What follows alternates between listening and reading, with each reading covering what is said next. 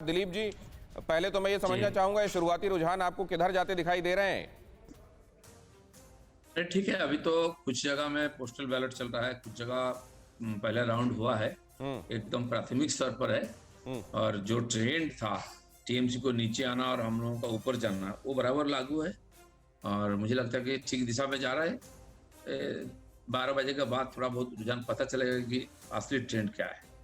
लेकिन आप लोगों ने जो लक्ष्य सामने रखा था, लक्ष्य उधर तो लखो सोनार बांग्ला था, इधर लक्ष्य 200 प्लस था, उस तरफ जाती हुई चीजें दिखाई दे रही हैं क्या? जी बिल्कुल। अब देखिए, अप डाउन हो रहा है।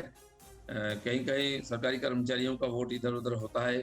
पिछले बार उसको लेके धांधली भी हुई तो छीन करके किया गया था, तो इसलिए वो कोई वास्तव परिस्थिति का प्रतिफलन नहीं होता है। हम्म। और मुझे जो लग रहा है कि जो ट्रेंड है टीएमसी के अगेंस्ट में, वो अंतिम समय पर उधर ही जाएगा।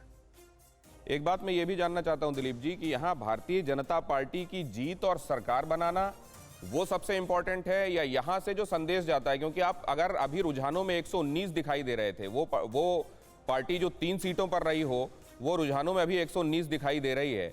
ये मैसेज इंपॉर्टेंट है या सरकार बना लेना एट द एंड इंपॉर्टेंट है? मैसेज तो ठीक है। मैसेज तो लोकसभा के समय आ गया था, 18 सीट हम जीते थे, 2 से 18 है। सरकार बनाने का हमारा उद्देश्य नहीं तो सोनार बांग्ला कैसे होगा, उसी दिशा में हम आगे बढ़ रहे हैं। सबसे इंपॉर्टेंट चैलेंज इस समय आपको क्या दिखाई दे रहा है उस तरफ, या सब कुछ स्मूथ है, केक वॉक है आपके लिए?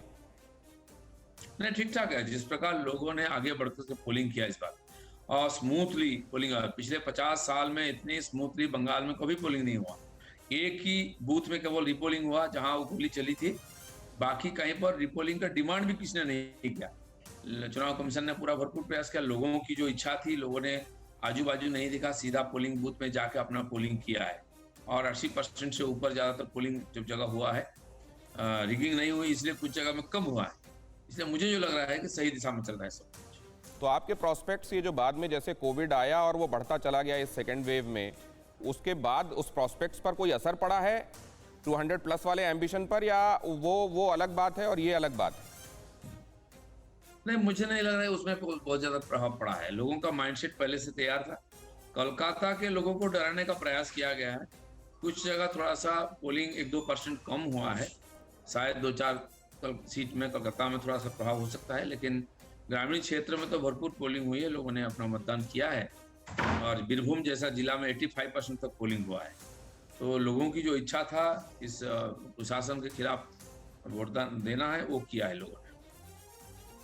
और एक और टिप्पणी आपसे मैं चाहता हूं। एक तरफ तो हम देख रहे हैं कि टीएमसी अभी इन ट्रेंड्स की टैली में आगे दिखाई दे रही है, लेकिन नंदीग्राम में पीछे ममता बनर्जी चल रही हैं। इस पर आपकी टिप्पणी में चाहूंगा। नंदीग्राम में शुभेंदु अधिकारी 8,206 वोटों से आगे चल रहे हैं, नंदीग्राम से ममता बनर्जी पीछे चल रही हैं। और ये बहुत बड़ी खबर है, क्योंकि एक बड़ा कॉन्ट्रडिक्शन है। एक तरफ आप देख रहे हैं टीएमसी 149 ट्रेंड्स में आगे दिखाई दे रही है, और दूसरी तरफ आप ये खबर सुनते हैं कि नंदीग्राम में ममता बनर्जी पीछे चल रही है। नंदीग्राम वो जगह है जहां से तृणमूल कांग्रेस बनी थी, ममता बनर्जी सीएम बनी थी, और उस जगह से नंदीग्राम अगर बीजेपी की तरफ फिलहाल इशारा कर रहा है, तो ये बहुत बहुत बड़ी खबर है। दिलीप जी, आपकी टिप्पणी? उसी दिशा में मैं भी बोल रहा हूँ, जहां चीफ मिनिस्टर खुद हार रही है, तो उनकी पार्टी कैसे जीत जाएगी? और इतनी पॉपुलर लीडर जो बोलते हैं कि 294 सीट से मैं ही लड़ रहा हूँ, मुझे वोटिंग करिए, और वो जाके नंदीग्राम में इतनी बुरी तरह हारते हैं, तो नेचुरली उसका प्रभाव बाकी जगह में पड़ेगी।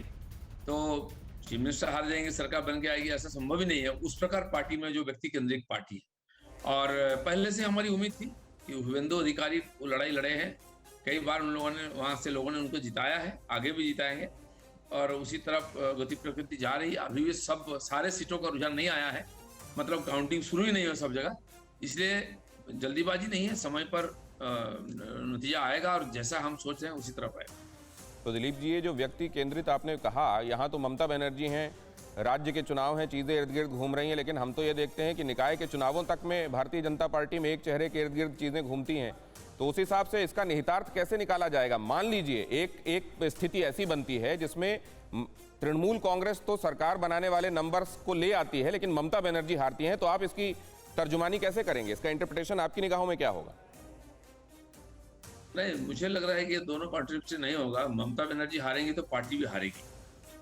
और बाई चांस नहीं होता तो मुझे नहीं लग रहा ऐसा होगा। आप 12 बजे के बाद फिर देखिए क्या होता है। फिक्र आपकी, सोमवार से शुक्रवार रात 9 बजे सिर्फ TV9 भारतवर्ष पर।